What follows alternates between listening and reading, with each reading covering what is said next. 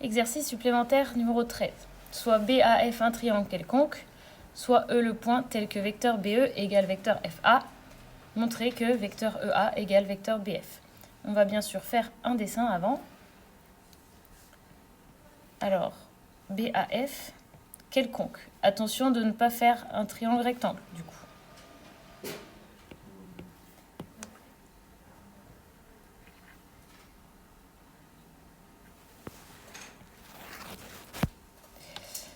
Voilà.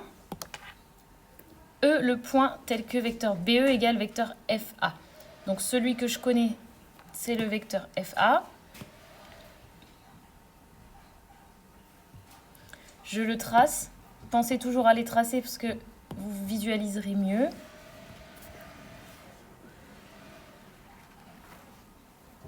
Sauf si on ne sait pas tracer. Voilà. Alors, le vecteur FA.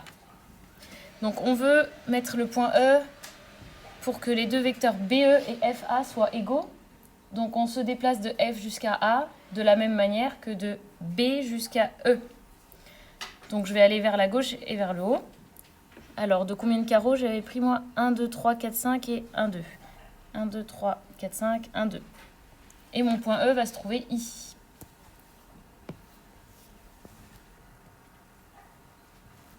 Je trace bien sûr à la règle mon vecteur.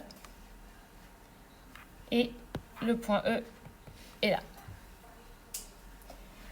Ensuite, montrer que vecteur EA égale vecteur BF. Donc vous pouvez prendre une autre couleur pour les identifier. Vecteur EA, vecteur BF. Alors, pourquoi sont-ils égaux, ces vecteurs? On sait que, on va toujours commencer comme ça, et on utilise les données de l'énoncé. Dans l'énoncé, on nous dit que vecteur BE égale vecteur FA. Et d'après la théorie, ça veut dire quoi? Que c'est un parallélogramme. Donc, on a un parallélogramme qui s'appelle comment? EAFB, oui. Ou alors, je mets dans le même ordre que dans la théorie, mais c'est pareil, hein, là, c'est juste ce que tu as dit, BEAF. Ça, c'est en suivant comme dans la théorie. Je regarde mon dessin, hein. BEAF, ça marche. Toi, tu as dit EAFB, ça marche aussi.